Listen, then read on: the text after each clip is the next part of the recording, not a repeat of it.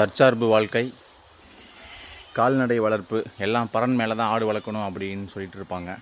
அந்த மாதிரிலாம் இல்லை. நம்மக்கிட்ட இருக்கிற இடத்த வச்சு, இருக்கிற பொருளை வச்சு அழகாக இது பழைய இந்த கோணாலாம் ஆடு அடைப்பாங்க. பெரிய ஆடு மந்தையை வச்சுருக்கவங்க அதோட பழைய வலை 4 பக்கம் உண்டி மேலே குச்சி கட்டி அழகாக மேலே தார்பாயெல்லாம் போட்டு ஜம்முன்னு எங்கள் அப்பா தான் இந்த செட்டை கட்டினவர்.